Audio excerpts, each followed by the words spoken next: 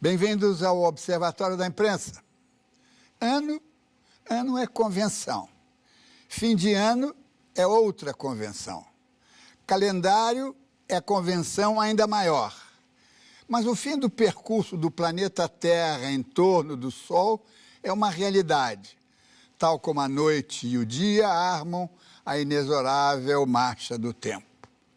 Se antes de dormir avaliamos o acontecido com base em perguntas a nós mesmos, no fim do ciclo anual, as interrogações costumam ser mais candentes, até mesmo aflitas. Nos últimos 7 anos, geralmente na sua derradeira edição, este Observatório da Imprensa tenta compor uma pauta de dúvidas relacionadas com a atualidade, partindo da premissa que o porvir é uma continuação do que já veio. Neste final de 2015, para muitos o ano que não vai acabar, verdadeiro annus horribilis, uma única pergunta ressoa em todo o mundo. O que deu errado? What went wrong? Was ging schief? Ce qui a mal tourné? Que salió mal? A primavera árabe está convertida no inferno do Estado Islâmico. A salomônica partilha da Palestina em 2 estados ficou pela metade, com apenas um, e onde as vítimas são incapazes de reconhecer outras vítimas. O sonho da Europa sem fronteiras nem trincheiras virou um pesadelo atravancado de barreiras e segregações. Inacreditável. Derrotada há 70 anos, a brutalidade fascista revigora-se nos 4 cantos do mundo. Socialistas abdicaram do sonho da terceira via e o capitalismo não consegue livrar-se do seu instinto predador. Sem liberdade para fazer escolhas, o povo chinês não consegue apropriar-se plenamente do bem-estar. Um presidente negro na Casa Branca não acabou com o racismo e os preconceitos nos Estados Unidos, inclusive contra ele mesmo. 500 anos após o Renascimento e 300 depois do Iluminismo, o amor à condição humana, o chamado humanismo, não se impôs aos dogmas nem venceu a exclusão. Os magníficos avanços científicos esticam a nossa vida, mas produzem novas e terríveis doenças que nos empurram velozmente para o apocalipse ambiental. A quantidade de informações não trouxe conhecimento, trouxe apenas desorientação. A emancipação democrática da América Latina resultou numa desastrada fusão de populismo, autoritarismo e corrupção. E o nosso Brasil? Paraíso terrestre para Américo Vespúcio, quimera espiritual para o Padre Vieira, país do futuro para Stefan Zweig, sociedade cordial, alegre e criativa para tantos visionários. Depois de 30 anos de impecável experiência democrática, está mergulhada na pior crise da sua história, dividida, assustada, zangada, tateando na escuridão e perguntando desesperada: o que deu errado?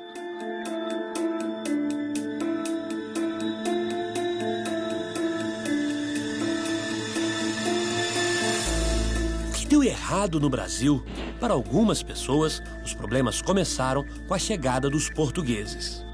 Os colonizadores portugueses vinham para o Brasil enriquecer e voltar para Portugal. Eles não criavam raízes, não tinham amor à terra, não pensavam pelo prisma do que hoje se chama de sustentabilidade, não é? Pensando nas gerações presentes e futuras, com instituições sólidas, igreja, família, empresa, não é? Escola. Quando os portugueses chegaram aqui, diferentemente, por exemplo, dos ingleses dos Estados Unidos e mesmo dos espanhóis, eles colocavam universidades. A primeira do Brasil foi em 1922. Eles colocavam escolas. A gente não colocou. O Brasil se formou como um país onde a mente brasileira não põe a educação como um valor fundamental. Não é fundamental para a imaginação. Mesmo quem investe dinheiro na educação do filho, não está querendo que ele seja educado, está querendo que ele tenha um bom emprego depois. Veio a independência, a república com períodos democráticos e ditatoriais, uma história recheada de avanços e de retrocessos. Em 1988, a proclamação de uma nova Constituição devolveu a esperança ao povo brasileiro, que tentava superar o trauma do regime militar.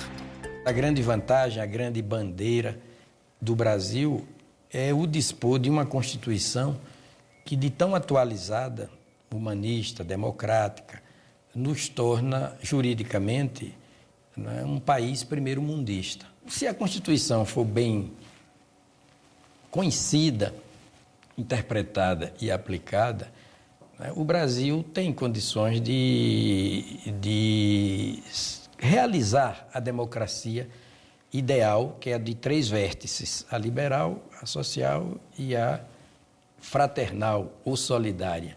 Eu acho que a crise está na inobservância da Constituição. Não dá para dizer que nos últimos 30 anos nem que o Brasil deu errado, nem que há uma crise constitucional ainda. Pelo contrário, eu acho que nos últimos 30 anos o Brasil avançou muito, avançou em várias dimensões. Primeiro, superou um processo de inflação crônica terrível, gravíssimo. Depois avançou em todos os tipos de indicadores de educação, sociais. Claro que há muito a fazer, mas avançou muito. A nova República e a Constituição trouxeram estabilidade. O país está amadurecendo o processo democrático, mas muitas vezes o povo ainda fica distante das principais decisões políticas. No meu entendimento, tem um problema que é a repetição de um equívoco, de que o representante substitui o representado. E o representante não pode substituir o representado. Nem ele pode querer assumir esse lugar como representante e nem quem é representado pode lhe dar esse lugar. Você é eleito para representar, não é para substituir. Bem, o sistema presidencialista é um complicador, porque o presidencialismo no Brasil, na cabeça de todo mundo e na própria Constituição, ele é meio imperial. É muito poder. E não há um sistema de recall, pelo qual o povo que elege pode deseleger, pode destituir o presidente da República. De certa forma, a democracia representativa funciona muito melhor em comunidades homogêneas e pequenas. À medida que você passa da democracia representativa de comunidades homogêneas pequenas para comunidades, países, massas e mídia, e o uso da mídia, principalmente para a campanha política e eleição dos seus representantes, isso põe em evidência uma série de fragilidades e de questões que faz com que hoje, em muitos lugares, não é só no Brasil, você tenha uma sensação do eleitor de que ele não está bem representado, seja no Congresso, seja no Executivo, muitas vezes. Se esgotou a maneira como está aí. Sem partido, sem utopia, com políticos sem compromissos, sem mobilização organizada. A democracia está em pandarecos, a nossa democracia. Não se pode permitir ao poder econômico participar do processo eleitoral. A parceria público-privada é boa, convenhamos, na área da produção de riquezas, na área econômica propriamente dita, em matéria de mercado. Mas a parceria público-privada em matéria eleitoral é um assinte, é uma insolência. Mais uma vez, neste 8º ano da edição do programa Reflexões, convidamos o economista Sérgio Bessermann e o poeta, escritor, professor Afonso Romano de Santana. Sérgio Bessermann, o quadro é aterrador ou os nossos erros podem ser superados? Não, poder, com certeza. Eu não diria que o quadro é aterrador. Eu acho que ele exige uma reflexão relacionada às várias faces que a crise conjunturalmente tem os migrantes na Europa, etc. Mas isso só é compreensível à luz também de um tempo ligeiramente maior.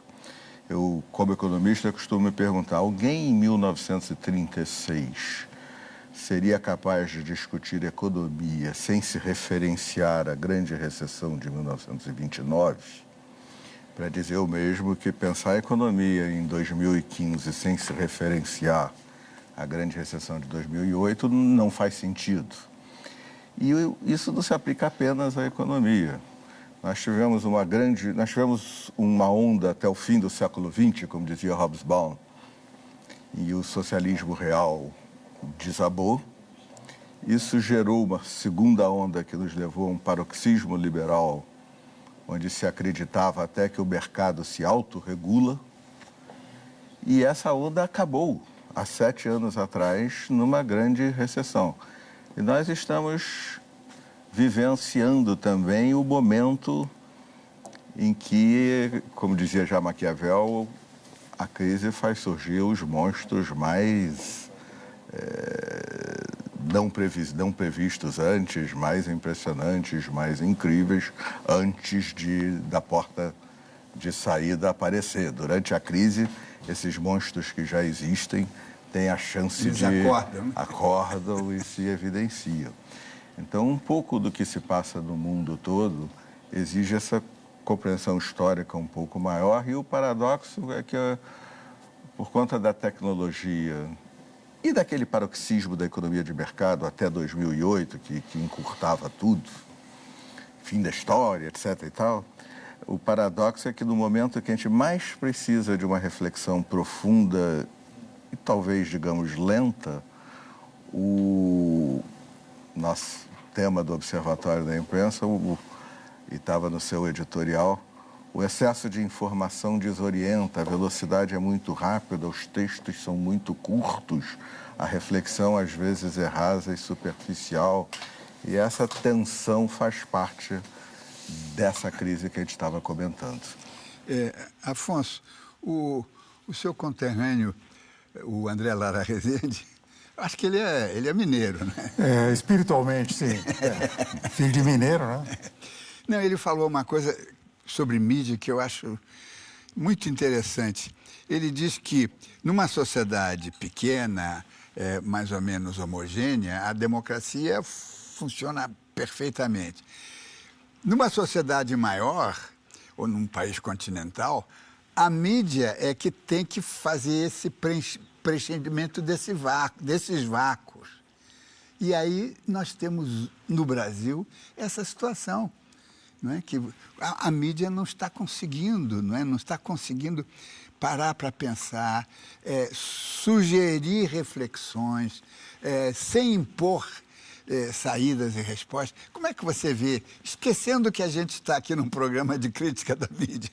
Pois é, sem esquecer que estamos dentro do programa, quero dizer que o editorial que você fez é perfeito, né?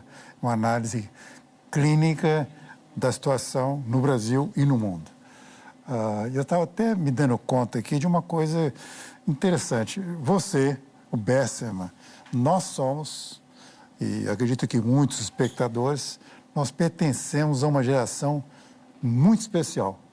Uma geração que começou com a Sierra Maestra, pelos anos 50, 60, e acreditou nessa utopia continental e etc.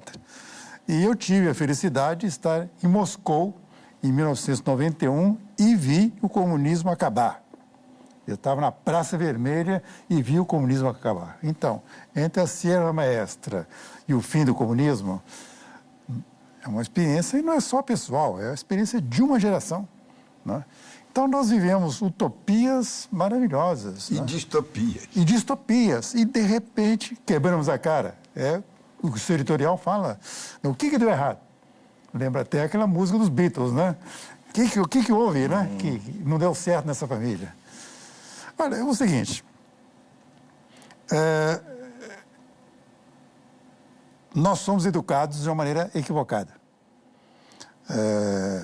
Acreditando que o Brasil era o país do futuro. Hoje se questiona futuro. O que é isso, futuro? O que é futuro? Você podia me dizer o que é o futuro? Você não sabe, você não sabe. Ninguém sabe o que é o futuro, ninguém sabe nem o que é o presente, né? Você veja a Europa. A Europa é um punhado de contradições, os Estados Unidos, qualquer país é um monte de contradições. O Brasil é isso. O Brasil não é diferente da Argentina, não é diferente dos Estados Unidos. E quem viaja sabe disso perfeitamente, que o caos não é apenas nesse momento. O caos é um caos que existe desde sempre. Outro dia eu li, por acaso, um texto do nosso querido patriarca da independência, José Bonifácio. Tem 200 anos. E ele fazia uma descrição do Brasil, nos documentos que ele havia escrito, impressionante. O caráter do brasileiro era o mesmo há 200 anos atrás. Né? Gosta da aparência, né? Aquela coisa e tal, mensalão e petrolão. Né? Então, a coisa acho que é um pouco mais complicada. Nós temos que sair um pouco do presente e olhar essa coisa um pouco mais amplamente. E aí a gente fica pessimista por um lado e fica, por outro lado, mais realista, né? Sérgio e Afonso, é que nós estamos muito... Essa noção do tempo, me parece, não é? Eu não sou... eu sou um jornalista, não sou um pensador, mas me parece que o nosso tempo está muito marcado pelos mandatos. Né? A gente não está pensando em amanhã, a gente está pensando em 18, porque vai ter eleições presidenciais. Mas isso não existe. Nós temos que sair do buraco. Né? Mas é uma e questão... nos preparar para 18 para nunca mais ter angústias iguais, não é? Mas eu acho uma questão... Quando você falava da responsabilidade da mídia, eu diria que certamente a mídia não está conseguindo a profundidade de reflexão que o momento exige, mas a responsabilidade não é dela propriamente dita ou integralmente dela.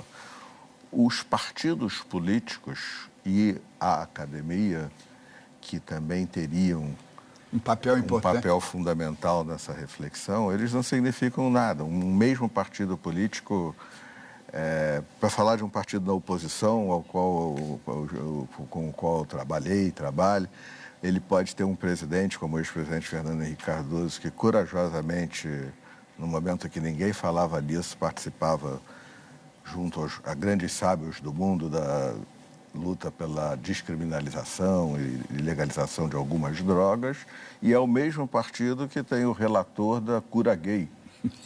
O Marcos Feliciano era o presidente da comissão, mas o relator era um deputado tucano de Goiás. O mesmo se aplica ao PT ou a qualquer partido. Então, política quer dizer agregar em torno de ideias. Os partidos políticos passaram a ser partidos, mas a última coisa que eles fazem é política. No sentido de agregar em torno de ideias. Né? Nós vamos aproveitar para fazer um brevíssimo intervalo e o Observatório da Imprensa volta em seguida com o programa que faz uma reflexão sobre os principais fatos de 2015.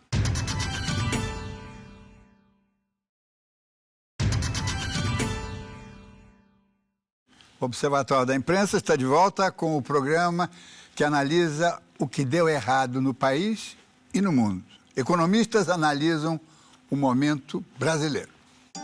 Nos últimos anos, o nível da pobreza diminuiu no Brasil, mas as desigualdades ainda são grandes. Ampliar o desenvolvimento econômico e as conquistas sociais são desafios que precisam ser alcançados.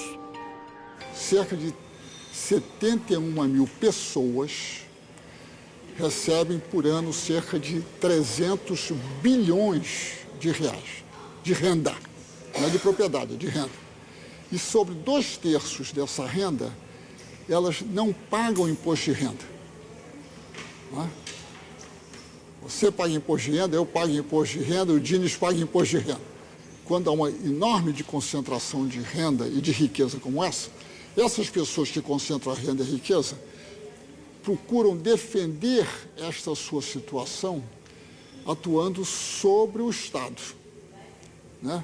Para impedir, por exemplo, que o Estado nunca tenha votado até hoje a taxação das grandes fortunas, por exemplo.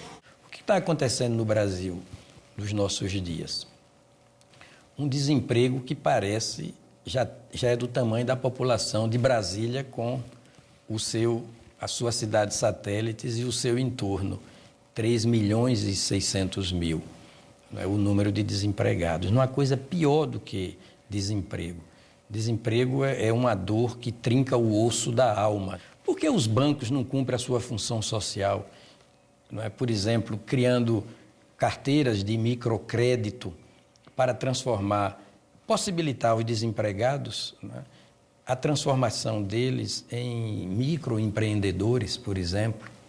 Não é? E por que o governo não abre linhas de crédito também para possibilitar a cada desempregado, não é, a sua subsistência a partir da economia, cada um deles podendo se tornar um microempreendedor? Precisa mudar, precisa recuperar e organizar a democracia, a reforma política radical, séria. Precisa não deixar que a inflação volte, porque aí sacrifica tudo. É preciso que a transferência de renda da Bolsa Família se transforme num instrumento de eliminação da pobreza e não de manutenção da pobreza apenas. Que seja emancipador o programa de transferência de renda. O emancipador, que as pessoas se livrem da necessidade. E quarto, precisa de uma economia diferente. Tudo isso precisa de uma coisa central: educação. Além de melhorar a distribuição de renda, é preciso superar outra barreira, a democratização dos meios de comunicação. Não foi feita uma reforma da mídia. Né? Então a mídia, a liberdade de expressão, continuou só a liberdade de expressão de alguns poucos. Né? E que os jornalistas não se iludam, porque não tem eles liberdade de expressão. Quem tem liberdade de expressão são os donos dos grandes meios de comunicação. Esses têm a liberdade de orientar os seus meios de comunicação para ter determinadas posições políticas e econômicas. Isso certamente não deu certo. E o futuro? Vai dar certo ou errado?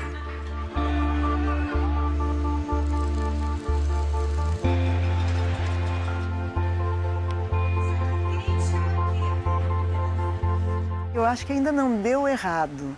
Talvez a gente possa se perguntar o que está muito difícil hoje, porque acho que tem uma dinâmica aí que não acabou, embora esteja muito difícil. E eu acho que o que está muito difícil, sempre foi muito difícil no Brasil, é que a sociedade brasileira tem um conservadorismo de fundo, muito estagnado e muito intocado, que nunca foi seriamente questionado.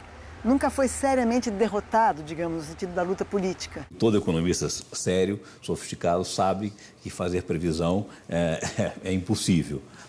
Mas isso não quer dizer que você não tenha que fazer análise dos cenários possíveis. E eu acho que a questão do Brasil de hoje, dizendo, nesse momento particularmente dramático, por causa dessa crise econômica, política, que ameaça vir a ser institucional, vai ser muito importante, a solução dessa crise vai ser muito importante para o futuro. Quando o país entra em crise, inflação, desemprego, ele sai. Questão de meses, anos, talvez. Mas quando começa a entrar em decadência, aí precisa de décadas para se recuperar. E alguns nunca se recuperam plenamente, porque mesmo melhorando, ficam para trás. Nós estamos perto de entrar em decadência. Eu acho que a política tem perdido cada vez mais a potência, porque já não discute projeto de país, visão de futuro, ideia de educação, tecnologia, inovação, desenvolvimento econômico. Discute projeto de poder pelo poder. E como projeto de poder pelo poder, já não se faz mais composição com base em programa. É com base em quem pode aportar mais recursos, tempo de televisão, mais palanque para uma união que muitas vezes é totalmente incoerente. Só a multidão muda a realidade. São só os movimentos sociais, a enorme maioria do povo brasileiro mobilizada, é que pode mudar e enfrentar essa ofensiva conservadora, que se verifica na política, que se verifica no judiciário, que se verifica na economia, se verifica nos meios de comunicação. Bessermann, essa tese ou hipótese do embaixador Samuel Pinheiro Guimarães é um pouco audaciosa, não é? Bom, eu conheço e admiro o embaixador Samuel, era amigo dos meus pais, mas eu discordo completamente. Eu não acho que é ofensiva conservadora nenhuma. É grave está. É só pensar quando houve o suicídio de Getúlio ou o próprio golpe de 64 e lembrar o que é uma ofensiva conservadora. Eu diria até que os conservadores, por motivos variados, lava-jatos de qualquer tipo ou qualquer coisa, estão até muito no plano congressual, político-partidário, então nem se fala, excessivamente tímidos. Então, não acho que há uma ofensiva conservadora. Há, sim, a percepção de que, como disse o ministro do Supremo, ex-ministro do Supremo, Carlos Aires, a Constituição de 88 é maravilhosa. Mas nós... tem dois pecadilhos para terminar. O primeiro é que ela é 100% parlamentarista. Mas no último segundo virou presidencialista. E os políticos nunca tiveram a coragem, muito menos na hora do referendo, de defender o porquê. E vivemos a situação em que os parlamentares têm todos os bônus e nenhum ônus. Isso não pode dar certo em lugar nenhum do mundo. O segundo pecadilho é que, ok, queremos uma Constituição como a de 88, eu admiro muito, ela é igualitária, o Brasil é um país profundamente desigual, mas então é preciso construir um país, não é tão simples quanto disse o ex-ministro do Supremo, Carlos Aires. É preciso construir um país que seja produtivo e competitivo o suficiente para financiar o igualitarismo que a Constituição de 88 tenta promover. Só colocar no papel não resolve nada. Afonso? Pois é, você sabe que eu fiquei pensando o seguinte... Na internet apareceu há pouco tempo um vídeo, você deve ter visto, de uma moça da Guatemala. Fez um discurso de uns 5 a 10 minutos sobre populismo. Foi a coisa mais clínica, mais exata que eu já ouvi sobre populismo. E se nós pensarmos que Argentina, Brasil, Uruguai, Equador, Venezuela, de alguma maneira, embarcaram nesse tipo de populismo. E é um ciclo que está se esgotando. Está se esgotando. Essa virada na Argentina, as críticas que eu vi pelo Jornal da Band sobre a Venezuela, um horror do que acontece na Venezuela. Então tem um ciclo latino-americano que o Brasil está dentro dele, E vai ter que se modificar. O que está acontecendo no Brasil, eu acho que é um pouco inconsciente ou não, um movimento de transformação na América Latina. Quer dizer, não se trata de ter aqueles governos conservadores, né, de direita, etc. Não se trata de ter esse populismo que é responsável por uma série de equívocos. O que nós estamos vendo hoje no Brasil é resultado do populismo. Minha Casa, o Bolsa Família, é muito bonito, mas é um desastre do ponto de vista político e econômico. Agora, falando em problemas políticos e econômicos, e foi mencionado aí a nossa Constituição, e o Sérgio tocou numa coisa crucial. Ele disse, a nossa Constituição é parlamentarista. Só que, na pressa, no último dia, alguém se lembrou, disse, não, mas nós somos presidencialistas. Aí fizeram lá um finalzinho e deu um jeito. Embrulha e manda. Eu acho que nós precisamos, e a mídia sobretudo, porque os partidos talvez não queiram, mas a mídia rediscutir o parlamentarismo. Não aquele parlamentarismo de 61 e 62 até 63, que foi realmente uma caricatura, mas discutir a sério. E é curioso que o ex-presidente Sarney, agora, quer dizer, há um ano atrás, depois do segundo turno, ele já encaminhou, através de um artigo que ninguém comentou, encaminhou para a presidente Dilma a proposta de estabelecer o presidencialismo no Brasil. Parlamentarismo? O parlamentarismo no Brasil. Eu achei isso extraordinário. Inclusive, ele aponta por quê, mas com muita... até com um sentido de autocrítica também. E eu acho que esse debate tem que ser travado nesse momento. O momento da crise é o momento para essas rupturas. É um pouco, quer dizer, há dois lados. Ao lado da crise da democracia representativa no mundo inteiro, que foi tocado, o André Lara colocou muito bem, mas as observações que a senadora Marina fez, ex-ministra, de que do Brasil o que vale da política efetivamente é ser competitivo para arrecadar fundos, é projeto de poder, não tem nada a ver com ideias e assim por diante, está muito ligado a esse tema. O parlamentar ele não tem compromisso nenhum com o governo dele. Se o governo dele tiver problemas, isso não afeta ele em absolutamente nada. Ele não tem compromisso nenhum com o partido dele. Se o governador dele é corrupto num outro estado, ele não tem nada a ver com isso. E é preciso que, com os poderes que os parlamentares têm, e devem ter numa democracia, sejam acompanhados dos correspondentes deveres. Não conseguem sustentar um governo, cai o presidente no caso fica, mas cai o primeiro-ministro e cai os parlamentares, que financiem novas campanhas. Ninguém vai gastar tanto dinheiro assim. Claro. Então, nós estamos num sistema não funcional, é um modelo de governança que não funciona, permite a cada indivíduo no parlamento fazer um jogo apenas em defesa de seus próprios interesses, sem compromisso nenhum com ideias, redes e movimentos sociais. E isso tem um custo muito alto, tanto que os nossos problemas econômicos começam no parlamento, que ninguém está... Estão todos se lixando para... Como diria cinicamente um pouco um economista, de fato ele não tem razão para se lixar. Ele não paga preço nenhum pelo coletivo, ele paga um preço individual, se ele votar publicamente contra... a cassação de alguém, aí quando a televisão mostra, todo mundo vai lá e vota bonitinho e tal. Mas no processo político ele não paga preço nenhum, o sistema permite a ele se lixar. Eu estava pensando aqui, esse problema que você levantou não teria a ver com essa discussão que existe na imprensa e nos lares, a discussão de quem financia quem.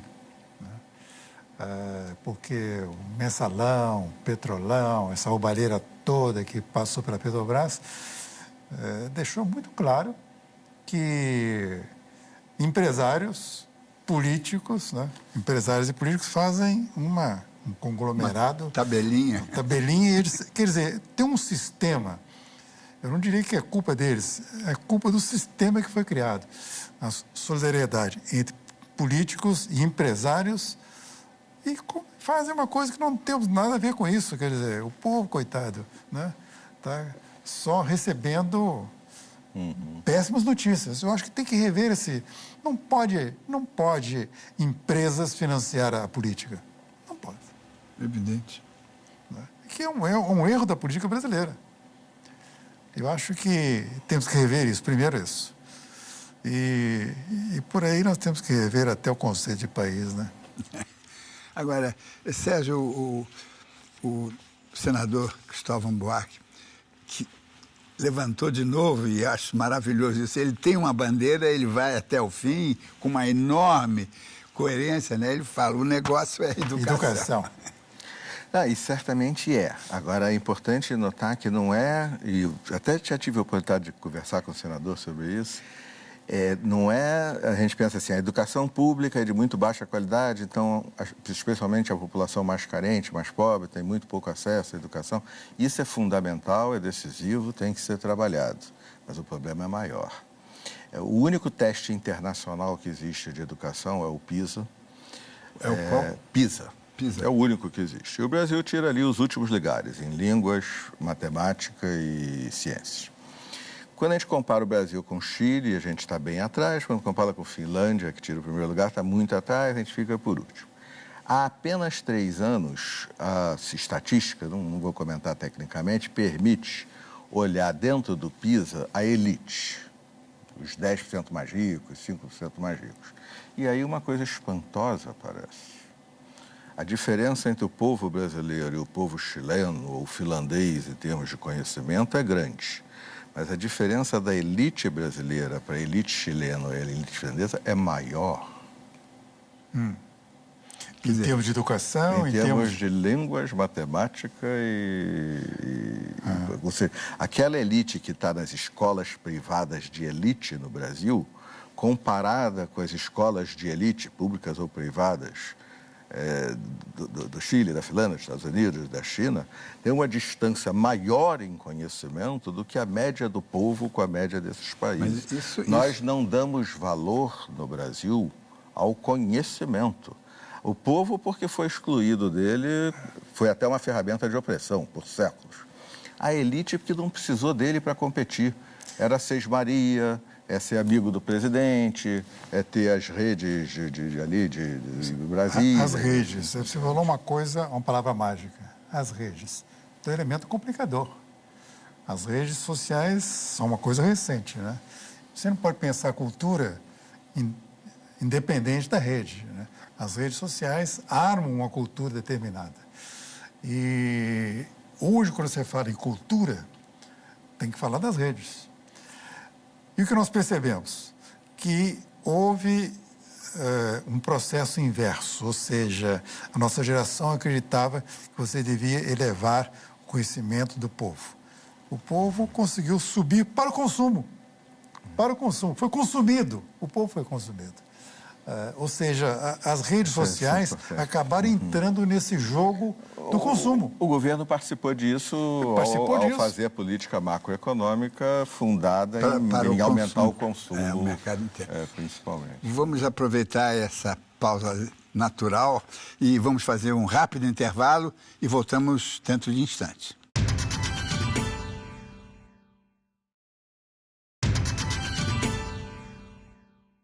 Estamos de volta com a edição do Observatório da Imprensa, que trata dos assuntos que foram notícia em 2015 e serão em 2016. Vamos dar uma olhadinha para o mundo, porque nenhum homem é uma ilha, não é como dizia o John Donne, no século XVII, e continua sendo a mesma coisa.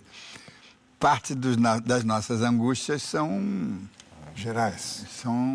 Gerais, não é? E tivemos, no início de dezembro, a esperada conferência de Paris, de defesa do meio ambiente e clima, mudanças climáticas. Esse problema, não importa as decisões, esse problema está sendo devidamente... Está sendo encarado igualitariamente, quer dizer, a sociedade toda de um país, dos nossos países, está sensibilizada para os perigos. Aumentou ou muito. Só aqueles setores de vanguarda, né? Não, aumentou muito a compreensão de que a questão climática, isso se refletiu nas decisões da conferência, não é uma questão ambiental, pelo contrário, esse é o último dos...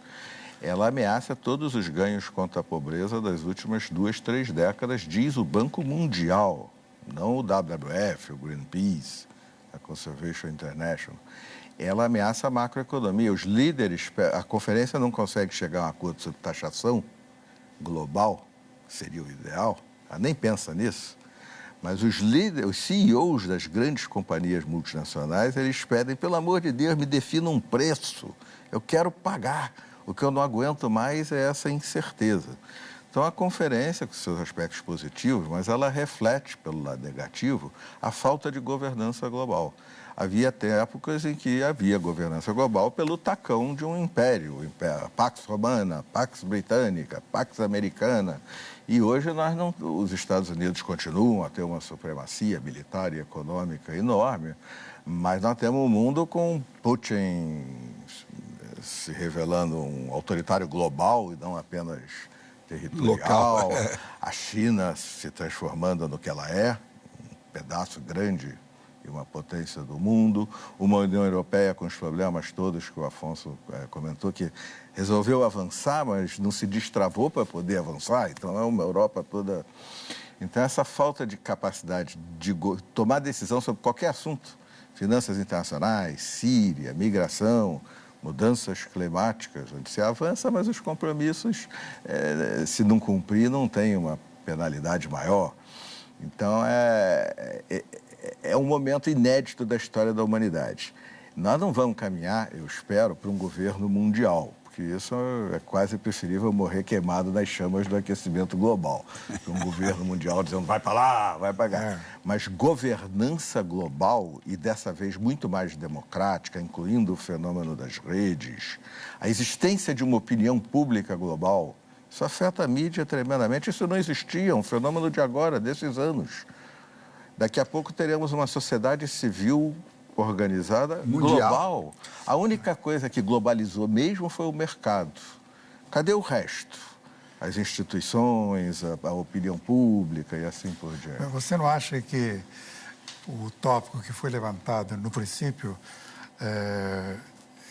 caminha a discussão para o entendimento de que existe uma máquina que passa pelos governos e essa máquina é industrial, militar, né? Complexo militar, industrial do nosso tempo, né? Agora tem um negócio um pouco mais complicado.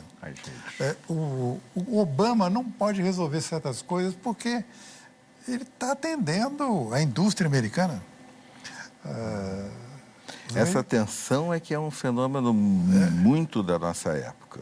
Nós estamos acostumados aos Estados-nação. É neles que está o poder, a economia, a acumulação. Mas o mundo globalizou, de fato. Quer dizer, os mercados, principalmente, e o resto. Por exemplo, todos somos a favor da autodeterminação das nações? Somos. Eu não. Eu, antes da autodeterminação das nações, colocaria os direitos humanos fundamentais. Sociedades que extirpam o clítoris das mulheres há milênios têm que ser avisadas. Acabou. Ah, mas a gente faz isso há milênios. Acabou. Eu caso minhas meninas com 4 anos de idade. Ah, mas nós fazemos isso há 3 mil... Acabou. Mulheres não estudam. Não, acabou. As mulheres estudam, têm todos os direitos. Então, essa tensão entre o local e o global, nesse contexto de comunicação online, redes globais, prevê uma bobagem, como disse o... Tem um livro que é um sucesso por aí, que chama Homo Sapiens. Maravilhoso. Está na 7ª edição da LPM. E tem uma coisa terrível nesse livro. Eu li umas partes, a minha mulher, a Marina Colassante, leu tudo. E ela defende a tese que está no livro, que a tragédia foi a emergência do Homo sapiens. O Homo sapiens, como tinha certas habilidades, ele não era melhor que os outros. Ao contrário, ele era mais guerreiro e tinha aptidões. Ele dizimou todos os seres humanos que havia em várias ilhas, no mundo inteiro. As outras espécies. E nós somos o resultado do Homo sapiens. Não ou como sapiens. dizia a presidente, né? Mulher sapiens. Agora, o que eu acho que a gente tem que encarar nesse final de programa aqui, que é a maior tragédia ambiental brasileira, não é? E talvez o maior escândalo do capitalismo de todos os tempos, resultaram em problemas ambientais. Quer dizer, o escândalo da Volkswagen foi um truque para vender carro e enganar o consumidor de que ele era um preservador do meio ambiente. E essa tragédia de Mariana, não é? Que é uma são 2 grandes empresas. A Vale do Rio Doce é uma das maiores empresas do mundo. São multinacionais, né? São multinacionais. E as pessoas que estão lá em cima não sabem tomar certas precauções, certo sentido de responsabilidade com a espécie, já não digo com... Eu acho que está melhorando isso tudo. Sim, mas os dois Continua ocorrendo catástrofes como essa do Rio Doce, que é inacreditável, e outras. Mas a transparência que a rede, que a internet permite, Antes, coisas que podiam ocorrer e ficar quase ocultas, de grandes proporções ambientais, hoje isso é impossível. Em qualquer lugar, cai um meteoro, tem 10 mil YouTube sobre o meteoro. Então, essas coisas têm melhorado. O que falta melhorar é justamente, elas escapam aos controles, as grandes empresas e os próprios governos, escapam ao controle que o movimento de massas democrático havia criado no âmbito dos Estados-nação, quando pulam por um mundo onde não há regulação suficiente. Isso nas finanças é muito evidente, mas também ocorre em todas as outras dimensões da vida social. Mas eu acho, sinceramente, que comparado... A tragédia do Rio Doce é gigantesca. Mas, veja, nós no Brasil acabamos com a floresta atlântica. Ela ia do Paraná à beira da Amazônia. Ela era maior do que a da a africana. Mais diversa do que a africana. A africana tem uns mamíferos grandes, Tarzan, leão... Isso, o Homo sapiens. O Homo sapiens, nós, os brasileiros, acabamos com a floresta atlântica inteira. Sobrou 7%, replantando mais 8% agora, tem 15%. E não era visto como desastre. Então, tem melhorado, mas está num momento de como resolver as questões de poder. Essa tensão entre muito mais informação, reflexão mais rasa e globalização num mundo que não consegue resolver as coisas nesse ambiente ainda. E não consegue parar para pensar, porque logo tem uma outra demanda, outra pressão, e a gente, de repente, está aí num buraco. Quer dizer, o apocalipse faz parte da história. Eu acho que sim, né? Não é à toa que lá... Eu fico com a frase do apocalipses. Eu prefiro a frase do Abba Eba, fundador do Estado de Israel, que diz que a humanidade sempre acaba encontrando a solução, mas só depois de testar todas as opções erradas.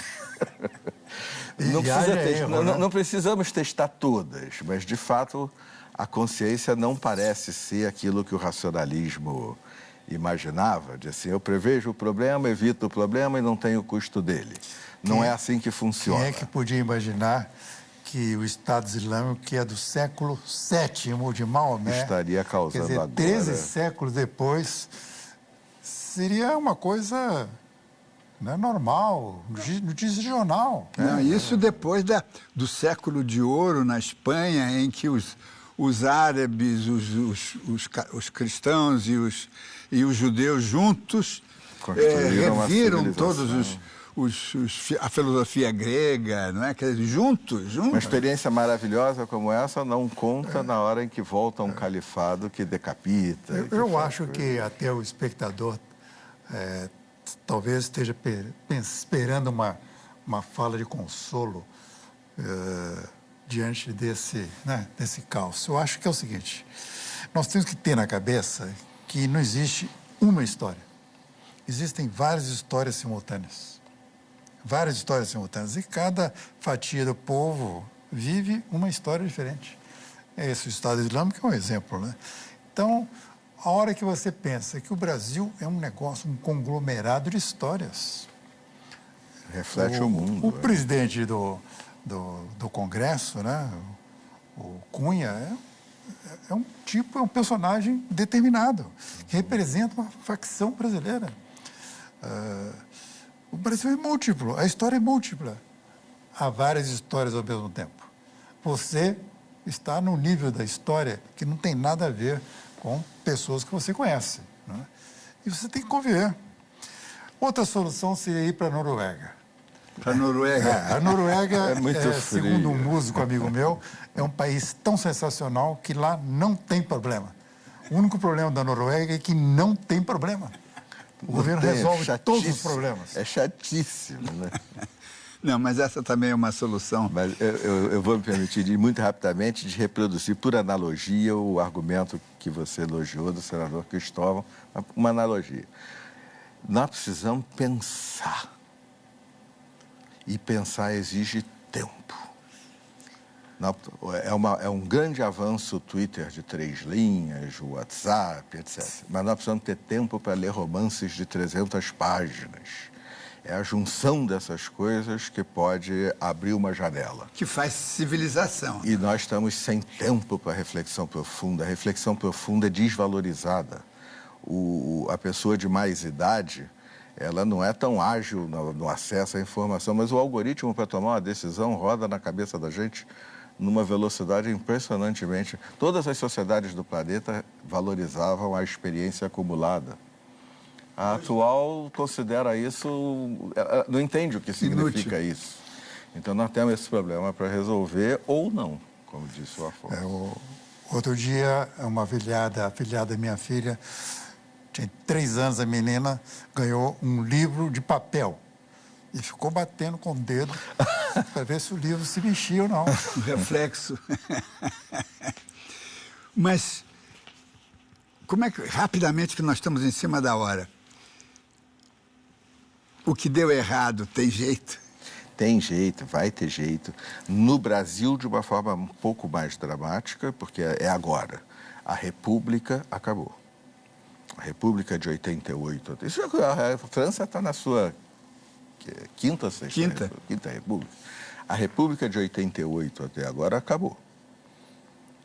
O André, meu professor, eu tenho uma admiração imensa, ele insinuou, mas acabou. Então, a crise é muito grave. Ela não é institucional ainda, no formato de uma decisão desse tipo X ou Y, mas é muito claro que essa república é disfuncional e não tem remendo. Então, nós vamos viver episódios imprevisíveis, mas nós precisamos de uma outra república. Agora, no mundo o tempo será um pouco maior. Afonso. Pois é, eu tenho esperança que as pessoas que vão para o século XXI, essa meninada que eu vejo indo para a escola, que eles encontrem a solução. Porque, como você disse no editorial, quem errou, né? Qual erro nós cometemos? Acho que o papel da nossa geração é reconhecer o seu erro. E a solução alguém vai dar. O que deu errado é uma dessas perguntas que se respondem sozinhas. Basta escolher uma opção. E assim chegamos ao final do Observatório da Imprensa. Quero agradecer a participação dos mestres, o economista e ambientalista Sérgio Bessermann, poeta, escritor, professor Afonso Romano de Santana. E lembro a vocês que, acompanhando o Observatório da Imprensa pela TV ou pela internet, você nunca, mas nunca mais vai ler jornal do mesmo jeito. Boa noite.